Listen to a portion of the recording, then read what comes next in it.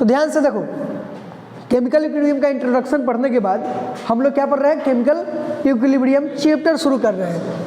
तो पहले जानेंगे कि रिएक्शन कितने टाइप का होता है। तो 2 टाइप का होता है, लिखना, मैं चीज़ों को समझा दे रहा हूँ। पहले रिएक्शन 2 टाइप का होता है, पहला इरिवर्सिबल रिएक्शन, दूसरा रिवर्सिबल रिएक्शन। इरिवर्सिबल का रिएक्शन का मतलब हुआ कि जो एक डायरेक्शन में चला गया सो चला गया, समझ में आया। एक आदमी होता है कि जो बोल दिया कि हम जब बोल दिए सब आए हो गए, हम जो बोल दिए इरिवर्सिबल है। एक आदमी होता है कि बोल दिया और फिर रिबैक तुम कुछ बोला तो सुन लिया, तो तुम बोलता नहीं कि रे रे कैसन आदमी है, तुरा मजाक उड़ा दिया, तुम सुन लिया। तो बोलता है भाई तुम किसी का जब मजाक उड़ाएगा ना तो दूसरा कोई उड़ाएगा तो सुनने का कैपेसिटी रखना चाहिए, क्या रे, बोलता है कि नहीं। तो वो हो गया रिवर्सिबल, माने जैसा दोगे वैसा पाओगे। इरिवर्सिबल का मतलब हो गया कि ना हम खाली देंगे, मैंने हम सिर्फ बोलेंगे और तुमको सुनना पड़ेगा। तुम अगर बोल दिया तो तू 4 थप दे देगा। चल मजाक था, रियल कंसेप्ट पे आएगा, वही चीज़ बोल रहा है। The chemical reaction in which reactants are completely converted into product is called irreversible reaction. Reactant और प्रोडक्ट तो सबको समझ में आता है। जैसे पानी रख दो जार में, ठीक है, और खुला छोड़ दो, उसको खुला छोड़ दो, टेम्परेचर दे दो, सारा पनिया कौन चीज़ होगा, वेपर में कन्वर्ट हो जाएगा, तो वो हो गया इरिवर्सिबल। अब तुम जाओ आसमान में वेपरवा को लेकर के तुम लिक्विड बना लोगे क्या, नहीं, वो हो गया इरिवर्सिबल, यानी कंप्लीटली कन्वर्ट हो जाता है प्रोडक्ट में, वो हो गया इरिवर्सिबल। और जो कंप्लीटली कन्वर्ट नहीं हो, यानी कि वही रिवर्सिबल रिएक्शन का बोल रहा है कि the chemical reaction which is placed in both direction are called reversible reaction. जैसे इंट्रोडक्शन वाले क्लास में जो नहीं देखे हैं वीडियो, कम से कम इंट्रोडक्शन को देख लीजिएगा। क्या था रिवर्सिबल रिएक्शन का, एक बोतल पानी लेके आइए। रिवर्सिबल रिएक्शन का क्या था कि पानी से हम लोग कौन चीज़ बना रहे थे, वेपर। अब सुन लो, जो नहीं क्लास देखा तो वही सुन लो। कंटेनर क्लोज रखो, पानी रखो, टेम्परेचर दो, पानी से क्या बनेगा, वेपर। अब तुम पानी से वेपर बनाते रहोगे, लेकिन वेपर से खुद पानी भी बनते रहेगा। पानी से तुम वेपर बनाया, वेपर से पानी बना, यानी दोनों डायरेक्शन में हो रहा है, पानी से वेपर, वेपर से पानी, दोनों डायरेक्शन में। उसको क्या बोलेंगे, रिवर्सिबल रिएक्शन। और रिवर्सिबल रिएक्शन को हम लोग जो डिनोट करते हैं इस टाइप के एरो से करते हैं, इधर से इधर और इधर से इधर। और रिवर्सिबल रिएक्शन ही इक्विलिब्रियम होगा, हिंदी में लिख लो, रिवर्सिबल रिएक्शन ही इक्विलिब्रियम होगा, इरिवर्सिबल नहीं होगा। रिवर्सिबल रिएक्शन ही इक्विलिब्रियम होगा। जब रेट सेम हो जाएगा तो इक्विलिब्रियम हो जाएगा, इक्विलिब्रियम होगा, ठीक है, बराबर, कोई दिक्कत नहीं। अब एग्जांपल ले लिया कि CaCO3 सॉलिड है, इधर से गया CaO CO2 बना दिया, अब फिर CaO CO2 मिल करके क्या बना दे रहा होगा, CO3 बना रहा होगा, इधर इसको बना रहा होगा, इधर इसको बना रहा होगा। तो जब लेफ्ट टू राइट रिएक्टेंट से जब प्रोडक्ट बन रहा होगा तो फॉरवर्ड डायरेक्शन हो गया। कौन सा डायरेक्शन हो गया, तो उसको बोलेंगे रेट ऑफ फॉरवर्ड। और प्रोडक्ट से रिएक्टेंट बन रहा होगा तो उसको क्या बोलेंगे, बैकवर्ड बोलेंगे, तो उसको बोलेंगे रेट ऑफ बैकवर्ड।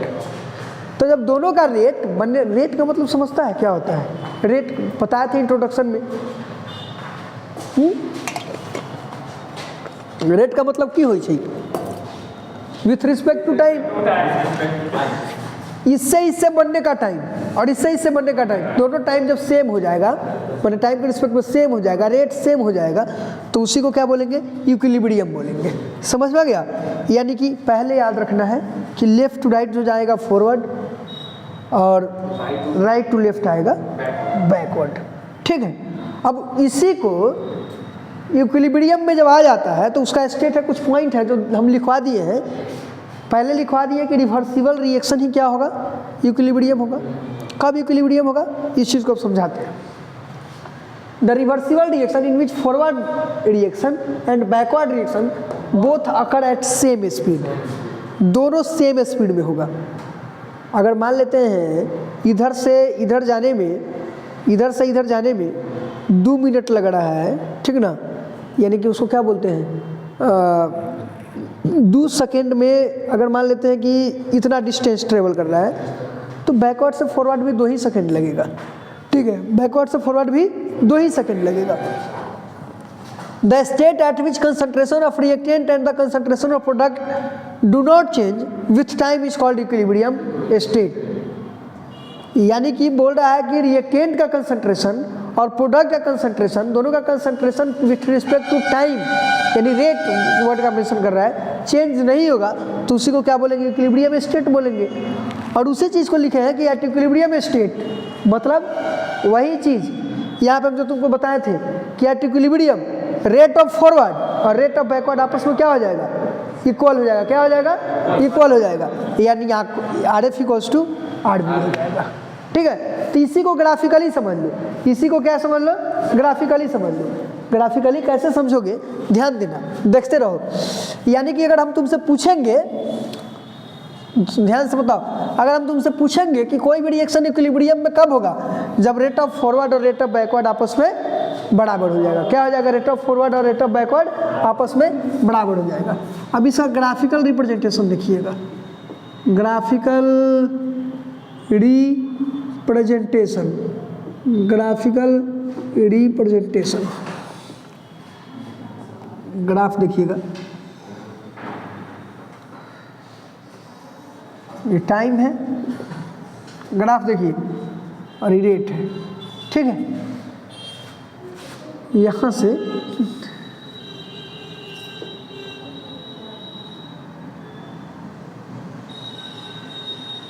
ये पॉइंट है, यहाँ से सिंगल लाइन खींच लो।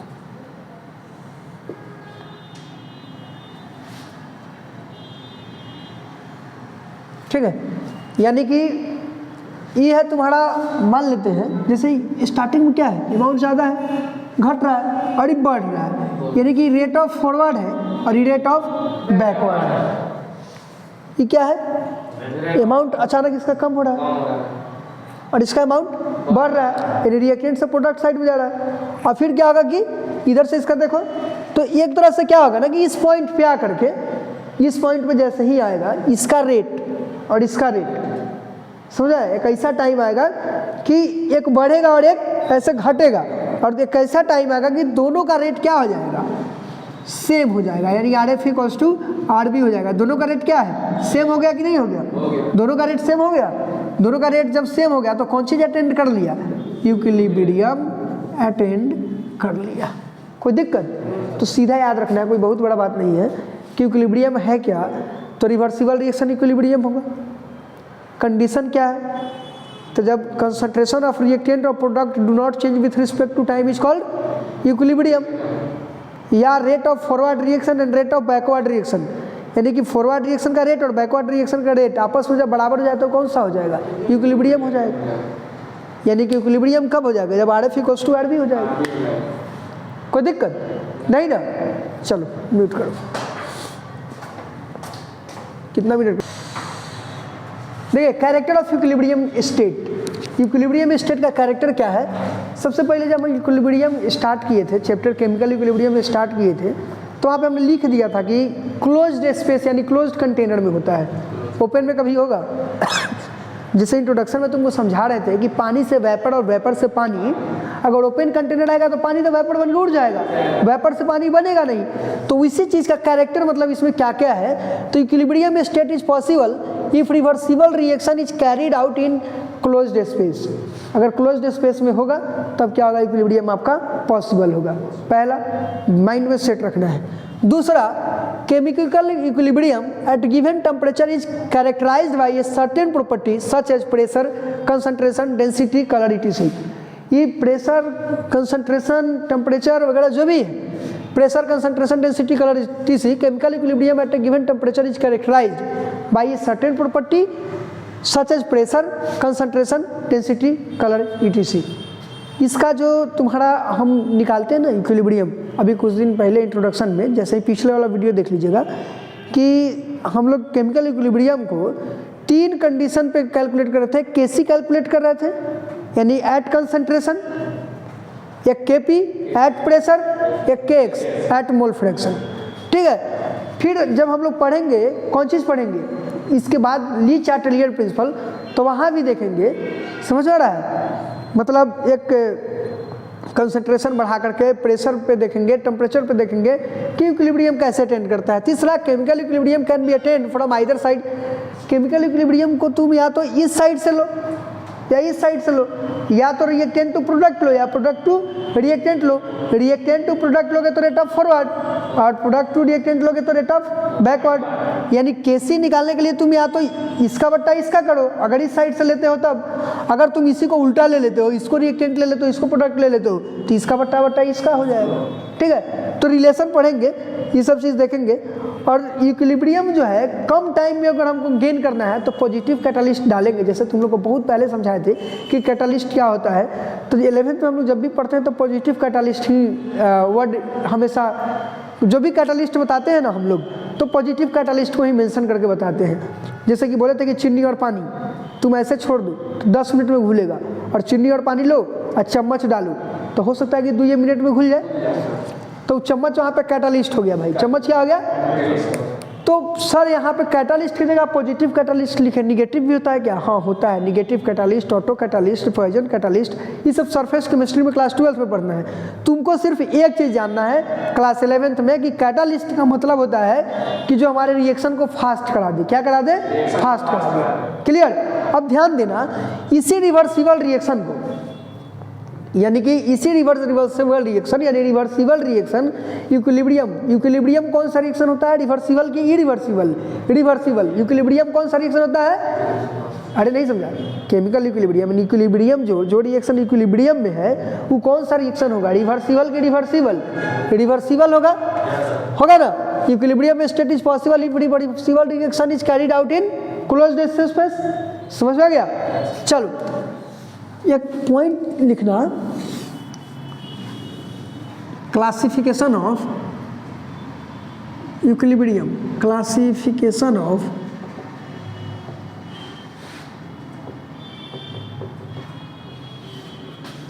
इक्विलिब्रियम। इक्विलिब्रियम का क्लासिफिकेशन, पहला होमोजीनियस। होमो मीन्स सेम, हाँ होमोजीनियस। यानी होमोजीनियस इक्विलिब्रियम में ऑल बोले तो रिएक्टेंट एंड प्रोडक्ट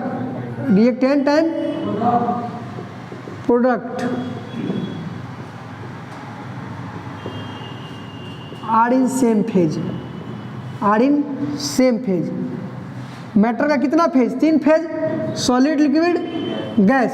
बोल रहा है कि जब सब सेम फेज में रहेगा तो होमोजीनियस हो जाएगा। जैसे H2 गैस में है प्लस I2 गैसियस फेज है, तो यहाँ पे 2HI जो बन रहा है ये भी कौन फेज में होगा? गैसियस फेज में। जैसे PCl5 गैसियस फेज में है, तो इससे अगर डिकम्पोज होगा PCl3 तो ये भी गैसियस फेज में, प्लस Cl2 ये भी गैसियस फेज में। तो ये हो गया आपका होमोजीनियस। क्या हो गया? होमोजीनियस। एक होता है हेट्रोजीनियस इक्विलिब्रियम। हेट्रोजीनियस इक्विलिब्रियम ये क्या होता है? तो ऑल बोले तो reactants and products are in different phase. All are in different phase. जब सब डिफरेंट फेज में होगा तो क्या हो जाएगा? हेट्रोजीनियस हो जाएगा। जैसे देखो CaCO3 सॉलिड है और CaO सॉलिड है, प्लस CO2 गैस है। सॉलिड लिखो चाहे कोस लिखो, सॉलिड लिखो। तो क्या हो गया? ये सॉलिड गैस डिफरेंट फेज है कि नहीं है? है कि नहीं? तो इस तरह से कोई भी रिएक्शन अगर डिफरेंट फेज में रहेगा तो क्या आ जाएगा तुम्हारा? Heterogeneous equilibrium. और सेम फेज में रहेगा तो क्या आ जाएगा? Homogeneous equilibrium. तो इतना पर अपना ध्यान दीजिए, नोट्स कीजिए। ये बेसिक था, इतना जानना जरूरी है। कल से डेरिवेशन वगैरह शुरू हो जाएगा। कल हम लोग पढ़ेंगे लॉ ऑफ केमिकल इक्विलिब्रियम या लॉ ऑफ मास एक्शन। कल ही पूरा पढ़ेंगे और वहाँ तक पहुँचाएंगे। उसके बाद वाला जो लेक्चर आएगा तुम्हारा आएगा कौन चीज़ का? ली चैटलियर प्रिंसिपल, और कहानी एंड रहेगा उसी में। यानी कि 2 लेक्चर और आएगा केमिकल इक्विलिब्रियम का। बढ़िया। चलिए, थैंक यू, दैट्स ऑल।